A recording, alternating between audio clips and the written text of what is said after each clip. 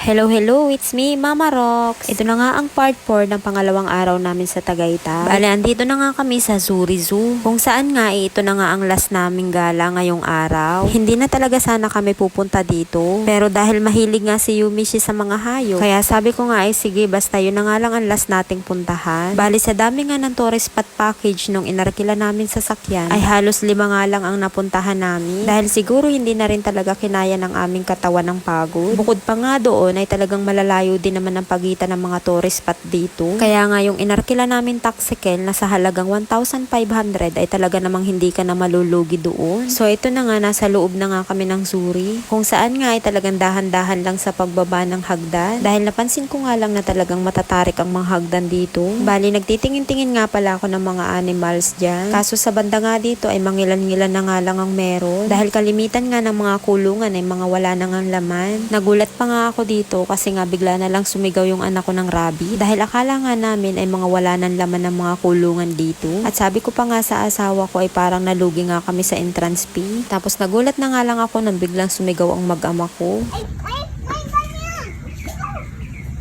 Ay! May agila! Ay, nasa putang na. Ayun. May igil! Ayun! Akala ko kung ano na. Ako lang yung Ayun pala meron.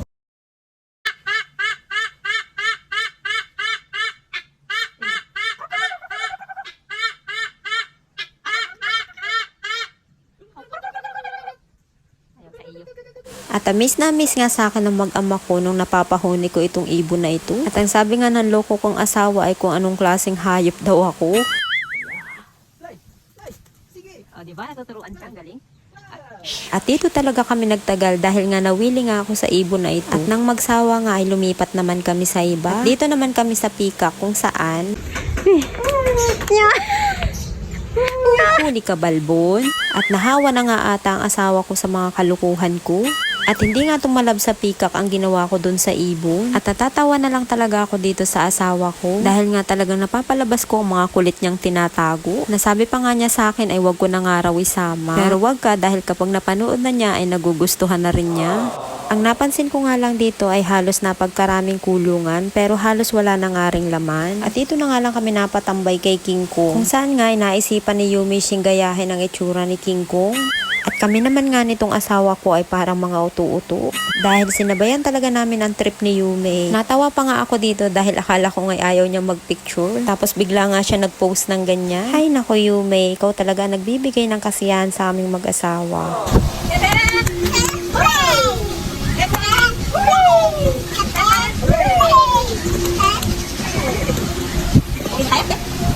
At sa part nga ng mga animals na ito, ay halos ito na nga ang way palabas ng zoo. At sa part nga ito ay uuwi na rin kami ng hotel. Bale 8 hours nga ang Arkela sa taxikel. Pero halos hindi na nga namin naubos yung 8 hours na yun. Dahil talagang kami pagod na pagod na. Kaya pag uwi nga ng hotel ay talaga naman nagpakabusog kami. At dito na nga nagtatapos ang pangalawang araw namin dito sa Tagaytay. So paano, hanggang dito na lang po muna. Salamat sa panunood. Bye!